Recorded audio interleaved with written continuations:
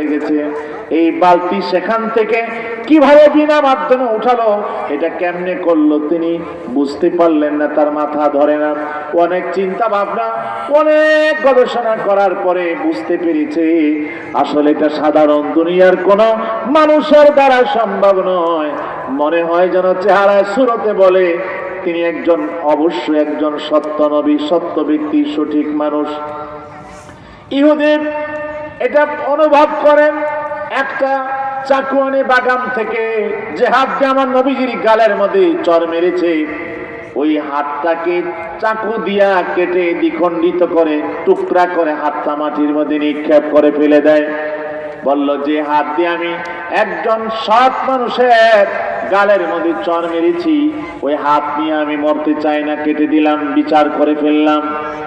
ইহুদি রক্তস্খলন হয়ে তার এই বাগানের পাশে, রাস্তার মধ্যে বাগানের পাশে অতিরিক্ত রক্তস্খলনের কারণে বেহুশ হয়ে জ্ঞান শূন্য হয়ে পড়ে যায় মাটির মধ্যে।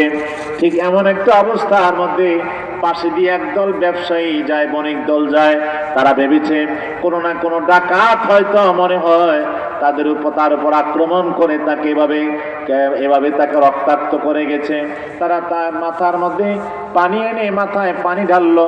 অনেক চেষ্টা তদবির করার পরে লোকটার জ্ঞান ফিরে আসে। ইহুদির জ্ঞান ফিরে আসার পরে জিজ্ঞাসা করলো, তোমার এমন অবস্থা কেন? সে বলল, আমি একজন সৎ মানুষ, ভালো মানুষ, ভদ্র ব্যক্তির গালের মধ্যে হাত উঠাইছি। আমি সেই জন্য নিজের বিচারটা নিজে চাকু দিয়ে কেটে হাত দ্বিখণ্ডিত করে দিলাম। অপরাধী হাত আমি দেহ থেকে আলাদা করে দিয়েছি। এবার ইহুদি ওই হাতটা বাম হাতের মধ্যে লইয়া দৌড়ানো শুরু করেছে মদিনার নবীজির ওই হুজরা, নবীজির ওই মসজিদুন নববীর দিকে দৌড় শুরু করেছে। দৌড়ায় গিয়া দেখে সেখানে হযরত আবু বকর ওমর তারা বসে আছে।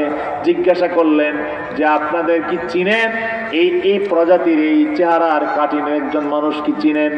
অবশ্যই চিনি, তিনি তো আমাদের প্রিয় নবী, আমাদের রাসূল মুহাম্মদুর রাসূলুল্লাহ সাল্লাল্লাহু আলাইহি ওয়াসাল্লাম। আমি তো একটা কাজ করেছি, তাকে আমি এই আচরণ করেছি, আর এই কারণে আমার হাতটা আমি কেটে নিজে বিচার করেছি।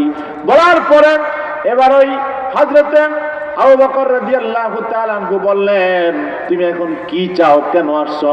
আমি আসছি তিনি যদি দয়া করেন আমার এই হাতটা হাতের মধ্যে লাগায়া দেন। আমার বিশ্বাস তিনি যদি শেষ নবী হয়ে থাকেন, সত্য নবী হয়ে থাকেন, তার এই হাতের এই ছোঁয়ার বদৌলতে আমার হাতটা জোড়া লাগবে। আমি তার কাছে ক্ষমা চাইবো, মাপ চাইবো, আর আমার হাতের জোড়াটা লাগাই দিবে। লাগাইলেই বুঝবো তিনি সত্য নবী, আমার পরীক্ষায় তিনি উত্তীর্ণ হবেন। জোরে কোন সুবহানাল্লাহ।